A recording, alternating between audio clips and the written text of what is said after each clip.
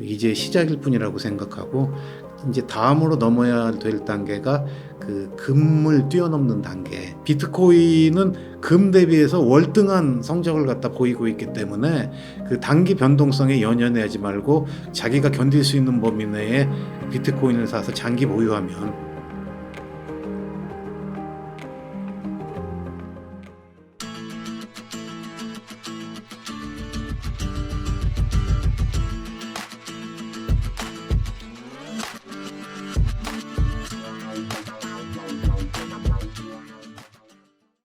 안녕하세요. 저는 블록미디어 대표와 그리고 글을 쓰는 선임 기자를 맡고 있는 최창환이라고 합니다. 2018년부터 비트코인을 이렇게 널리 알리는 걸 개인적인 미션으로 삼고 있습니다. 감사합니다. 비트코인이 여러 가지 탄생 비화도 있고 목적도 있지만, 저는 이제 비트코인이 요즘 현대사회, 특히 요즘 사회에서는 가치 저장 수단으로, 인플레이션에 대비하는 수단으로 가장 확실하다, 이런 생각을 하고 있습니다. 밀턴 프리드만이 인플레이션은 언제 어디서나 화폐 현상이다라고 이렇게 얘기를 갖다 했듯이, 지금 물가 상승은 각국 정부들이 돈을 너무 많이 찍어서 그런 것입니다. 사람들 요즘 만나면 물가가 올라서 힘들다는 얘기 진짜 많이 합니다. 근데 돈을 저축해서도 구매력을 지킬 수가 없고, 그리고 전문성을 가지지 못한 분들은 주식이 좋다면 일로 쫓아가 봤다, 뭐가 좋으면 쫓아가 봤다 하는데 항상 그냥 상투만 잡고 이렇게 손해보기가 일수거든요. 그래서 성과를 장담하기가 힘듭니다. 그러니까 돈을 많이 뿌리고 금융기관들이 그걸 통해서 재테크를 하라고 이렇게 얘기를 많이 하는데, 대부분의 사람들은 그 과정에서 큰 성공을 거두지 못하고 도리 어떤 재산을 잃는다든지, 그러니까 물가 상승에 따른 재산 손실과 재테크에 뛰어들었다가 손해보거나 사기를 당하는 경우가 너무 많은 세상입니다, 요즘 세상이. 그래서 저는 이러한 세상에서 비트코인이야말로 인플레이션으로부터 우리 서민들이나 중산층의 삶을 지켜줄 수 있는 그러한 안전자산이다, 이렇게 생각해 갖고 꼭 비트코인에 이렇게 투자 또는 저축하라고 말씀을 드리고 있습니다. 변동성이 굉장히 큰데요. 변동성이라는 거는 새로 태어난 자산으로서 불가피한 겁니다. 왜냐하면 비트코인의 본질 가치와 다르게 가격은 시장에서 수요와 공급에 의해서 결정이 되거든요. 근데 비트코인을 가지고 계신 분들이 다 그렇게 비트코인을 확신하는 게 아니고, 그리고 비트코인을 대하는 태도가 가치 저장 수단으로서 장기 투자 수단으로 생각하는 게 아니라 다른 투기적 수단과 마찬가지로 보고서 투자를 하시는 분들이 많거든요. 그래서 저는 비트코인을 투자 수단으로 생각하기보다는 자기가 가지고 있는 자산에서 견딜 수 있는 범위를 넣어두는 장기 저축 수단으로 삼아라, 이렇게 말씀을 드립니다. 그러면 항상 성공을 했어요. 이게 트레이딩 뷰에서 1900년도 초부터 달러와 금의 가격 변화를 갖다가 보여준 겁니다. 달러는 그냥 밑바닥에 저렇게 있는데 금이 엄청나게 뛰어 올랐거든요. 요 그래프를 갖다 한번 차트를 한번 보시고, 요 두 번째 차트가 뭐냐면, 근데 여기서 보면은 이 금이 급등할 때가 여기 세 번이 있어요. 세 번이 있는데 항상 경제 위기 때 급등을 했습니다. 처음에 급등했던 게, 그전에는 이제 근본위제에서 이렇게 금과 달러를 갖다 교환해 주던 시절이니까 일단 고정돼 있었고, 이제 1971년 닉슨이 금태환을 갖다 정지한 다음에 달러를 많이 풀고, 그리고 인플레이션이 왔을 때 금이 이렇게 폭등을 했거든요. 그리고 두 번째가 뭐냐면은, 요때는 이제 이 2008년 금융위기하고도 이게 매치가 되는데, 그 무렵에 70년대에 2004년에 2008년 전에 금 ETF가 나오고, 또 2008년 금융위기까지 겹쳐가지고 이렇게 금이 급등을 했었고, 또 최근에 금이 또 급등을 하고 있습니다. 이 전부 다 요 세 시기가 어떤 시기를 의미하냐면은 달러를 갖다 과도하게 발행해서 발생하는 경제 위기의 시대였거든요. 그래서 금이라는 게 이렇게 가치 저장 수단으로 굉장히 성공을 했는데, 이 다음 그래프를 갖다 보면은, 이 그래프는 뭐냐면 금과 비트코인 가격을 갖다 비교한 겁니다. 금은 바닥에 붙어 있는데 비트코인은 하늘 높은 줄 모르고 치솟고 있거든요. 그러니까 단기적으로 봤을 때는 변동성이 있지만은 장기적으로 봤을 때는 금이 달러에 대비해서 구매력을 보존하고 가치 저장 수단이 된 것이고, 비트코인은 금 대비해서 월등한 성적을 갖다 보이고 있기 때문에 그 단기 변동성에 연연하지 말고 그 자기가 견딜 수 있는 범위 내에 그 비트코인을 사서 장기 보유하면 커다란 성과를 낼 수 있다, 이렇게 말씀드리고 싶습니다. 예. 제가 이제 비트코인을 접한 게 2017년 한 중순경이거든요. 정확히 기억은 안 나는데 가격이 막 급등락하면서 그때 초반에 한 200만 원 정도 때 제가 비트코인을 처음 만났던 것 같아요. 200만 원 정도에 처음 만났는데 그 제가 그 경제 기자 생활을 오래 했고, 그러다 보니까 그 아까 말씀드렸지만은 그 차트상에서 그 경제 위기가 발생했었던 그러한 시기에 아시아 경제 위기라든지 우리 IMF라든지 아니면 미국 금융위기라든지 이럴 때 항상 가졌던 문제 중에 하나가, 대개 보면은 그 이렇게 아시아나 뭐 중남미, 유럽 같은 데 위기는 달러가 빠져나가면서 그 위기가 발생을 하고, 왜냐하면 환율이 치솟고 물가가 치솟고 그 나라 국민들의 삶이 되게 힘들어져요. 그때는 뭐 잘못해서 그랬나 보다 이제 이런 생각을 갖다 했었는데, 특히 2008년 미국 금융위기는 그 미국의 서브프라임 모기지로 모든 책임이 미국에 있었거든요. 그런 때 어떤 생각을 했었냐면, 왜 잘못은 미국이 하는데 왜 다른 나라 사람들이 힘들어야 하는가.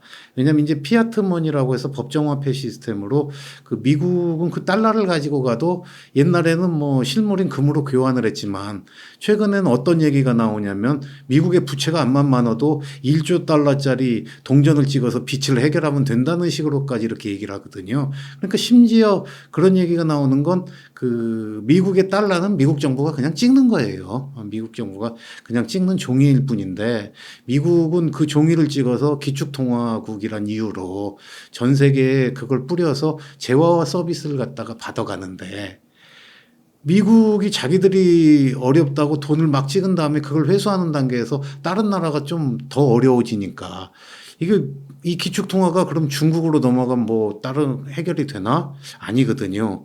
유유로 넘어가도 해결되는 게 아니고, 그렇기 때문에 이게 세계적인 어떤 단일한 화폐나 그런 중심이 있으면 해결이 될 수도 있겠구나 했는데, 그거는 또 생각하기가 힘든 일이에요. 근데 그런 생각이 의문점이 마음속에 좀 있었는데, 2017년에 비트코인을 만나면서 그 아까도 말씀드렸지만 그 이걸 투자를 하면 돈도 좀 벌 수 있겠고, 그리고 이제 그런 과정에서 이게 새로운 세상을 만드는 돈이 좀 될 수 있겠다, 이제 그런 생각이 들었었죠. 그러니까 그건 다 개인적인 경험을 바탕으로 하는 거니까. 예. 그랬었습니다. 비트코인이 그러니까 세상을 바꾸는 그 기본 시스템을 바꾸는 혁명적 돈이 될 수 있겠다, 그런 느낌이 들었습니다. 그때는 뭐 이 가격이 어디까지 갈 건가 이제 그런 거에 대해서 스스로 생각하지는 않았고, 근데 가격이 이제 그런 식으로 올라간다면 굉장히 많이 오르겠구나 뭐 이런 생각을 했지, 특별한 가격 목표를 정하지는 않은 게, 왜냐면 당시에는 몇백만 원에 시작해서 이제 2017년 말에 2천만 원, 2만 달러 넘어가고 그랬었거든요. 이제 그런 거 자체만 해도 엄청난 거고, 그렇기 때문에 이제 그때 가격 상승해서 뭐 거기서 뭐 10배가 더 오른다 뭐 이런 생각을 구태할 필요는 없었어요. 이제 근데 이제 비트코인의 최근 가격들에 관심을 많이 가지시는 이유는 이게 많이 올랐잖아요. 이제 기준이 벌써 1조 4천억 달러인데, 이제 이게 과연 그동안 이렇게 많이 올랐는데 더 갈까, 이제 그런 관점에서 가격들에 대해서 그 궁금도 하시고 왜 그런가 이런 생각들을 많이 하시는 것 같더라고요. 그래서 그 최근 들어서는 이제 그럼 비트코인이 어디까지 갈 수 있나, 그런 부분에 대해서 좀 고민하고 다른 분들이 이렇게 써놓은 논리라든지 이런 거에 대해서 좀 공부를 하는 겁니다. 그 당시에는 뭐 가격이 이렇게까지 오른다고는 쉽게 생각하지 못했습니다. 예. 지금 뭐 채권이라든지 주식이라든지 귀금속, 부동산에서 그 전 세계에서 흔히 말해서 이렇게 자산들 총 가치가 그 900조에서 한 1000조 원 사이, 1000조 달러 사이입니다. 근데 제가 아까 말씀드렸다시피 비트코인은 1조 4천억 달러라고 하니까 이제 한 0.14, 1%가 조금 넘는 정도 규모거든요. 근데 비트코인이란 게 그 좋은 돈으로서 이제 가치 저장 수단이라고 제가 계속 말씀을 드리잖아요. 근데 금은 그 좋은 가치 저장 수단이지만은 그 피지컬한 한계, 그리고 이게 검증이 안 되잖아요. 이동이라는 게 중앙은행 밑바닥에 있으면서. 근데 비트코인은 그 투명하거든요. 그리고 이제 디지털 시대의 그 디지털 머니로서의 가능성, 이런 걸 갖다 다 고려해 봤을 때 그 첫 단계가 금의 시가총액을 뛰어넘는 것이고, 그리고 금의 시가총액을 뛰어넘어서 그 디지털 네트워크로서 그 성장 가능성이 또 금과 달리 단순한 가치 저장 수단이 아니라 가치의 네트워크로서 그 비트코인이 이제 활약을 시작하면은 그 더 이상 높은 가치를 가질 수가 있기 때문에 저도 그 교수님 말씀대로 그 이제 시작일 뿐이라고 생각하고, 이제 다음으로 넘어야 될 단계가 그 금을 뛰어넘는 단계. 그러면은 한 100만 달러는 가게 됩니다.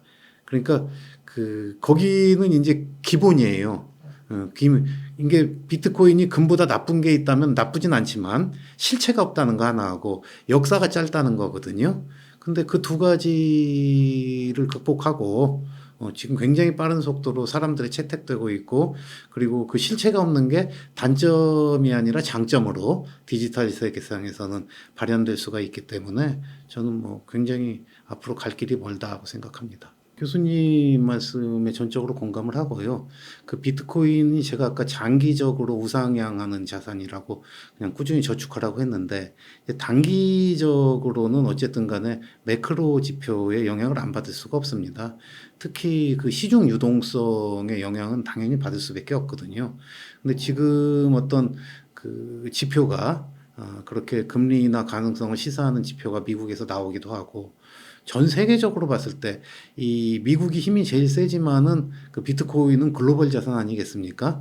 근데 유럽도 금리 인하를 6월부터 하겠다고 이렇게 22 총재가 얘기를 했고, 그리고 중국에서는 최근에 그 특별 국채를 발행해 갖고 그 1조 위안, 우리 돈으로 그 188조 원인데요. 특별 국채를 발행해 가지고 그 뭐 미분양 아파트도 사고 뭐 별일을 다 하겠다고 합니다. 그러니까 한마디로 그리고 일본도 그 제로 금리 수준에서 뭐 조금 올리긴 했지만 돈을 갖다가 계속해 가지고 엔화 환율이 계속 떨어지고 있는데도 돈 풀기 정책을 계속하고 있거든요. 뭐냐면 그 미국은 대선을 앞두고 있고 세계 각국 정부가 그 돈을 안 풀면은 그 정권이 위험할 수 있는 어떤 그런 경제적 어려움이라든지 이런 것들에도 봉착이 돼 있기 때문에 물가가 설령 오른다고 하더라도 이렇게 외면을 하면서 지금 돈 풀기를 갖다 하고 있지 않나 그런 생각이 들거든요. 그러면 그런 엄청난 돈 풀기는 그 모든 자산 가격의 상승으로 이렇게 나타날 수밖에 없는데, 그 이제 그런 와중에도 최근에 이 많은 돈 풀기 때문에 그 경제 위기가 오거나 자산 가격 폭락이 올 수도 있다. 왜냐하면 다시 인플레이가 나타나 가지고 다시 금리를 올릴 수밖에 없는 그런 상황이 올 수도 있다. 이런 얘기도 나오고 있잖아요. 그러니까 그건 이제 그 맞을지 안 맞을지 모르는 얘기지만은, 근데 어쨌든 그 돈을 풀면은 다른 자산을 포함한 비트코인은 더 오를 테고, 그리고 돈을 풀다가 긴축을 해도 안전자산으로서의 비트코인, 그러니까 디플레이션에 강한 비트코인의 특성이 다른 자산과 달리 가지고 있기 때문에 비트코인은 인플레도 견디고 디플레도 견딥니다. 왜냐하면은 그 제한된 공급량을 갖다 가지고 있어서 그 해지 수단으로 사람들이 삼게 되거든요. 작년 3월에 그 미국의 그 실리콘밸리 뱅크가 망할 때 당신의 은행을 스스로 가져라. 비트코인이 당신의 은행이다. 이제 이런 구호로 그 비트코인 가격이 이렇게 급등한 적이 있거든요. 금융 시스템의 위기가 비트코인 가격 급등으로 나타난 겁니다. 그래서 이런 두 가지 특성을 가지고 있는 비트코인이기 때문에 지금 상태에서 투자하기 아주 좋다. 저는 이렇게 보고 있습니다. 그 오늘 아침에 암호화폐 전문 미디어인 텐엑스 리서치에서 그 자료가 하나 나왔었는데요. 저희 블록 미디어도 그걸 썼는데 그 암호화폐 시장 전반, 특히 비트코인에 대해서는 그 더 긍정적인 요소로 작용할 것이다. 왜냐하면 이 내부에 있는 돈 중에서 비트코인에서 이렇게 빼가는 게 아니라 이쪽 시장 전반으로 들어오는데 그렇게 되는 데다가 그 최근에는 이제 비트코인 ETF라는 게 그 개인 투자자들은 시장에서 샀다 팔았다 하지만 ETF란 건 그게 아니거든요. 일정한 돈이 나 이거 할래 하면 들어와 가지고 그걸로 조성을 갖다 하는 거고, 그리고 기관들은 투자를 어떻게 하냐면은 그 샀다 팠다 하는 게 아니라 포트폴리오 투자를 합니다. 그러니까 자기의 들어오는 자산의 일정 부분을 갖다 배치하는 그런 투자를 하기 때문에 그 기관화 장세가 시작됐다는 건 뭐냐면은 계속해 가지고 그 포트폴리오에 포함되는 비트코인 양이 늘어난다는 거거든요. 그리고 개인이 사는 예컨대 뭐 401K도 거기도 기관에서 어드바이저들이 이렇게 조언을 해줘서 사거든요. 이 사람들도 포트폴리오 투자라는 거지, 지금 우리가 거래소나 뭐 증권시장에서 주식을 사고 팔듯이 사는 게 아니에요. 그렇기 때문에 비트코인 ETF는 이제 계속해서 자금이 들어오는 그런 포트폴리오 상품으로서 그 확산이 되는 거지. 그러니까 그 거래소 시장에서 개인이 돈을 여기서 빼서 여기서 넣는 개념하고는 완전히 다른 투자 방식이 되는 겁니다. 예.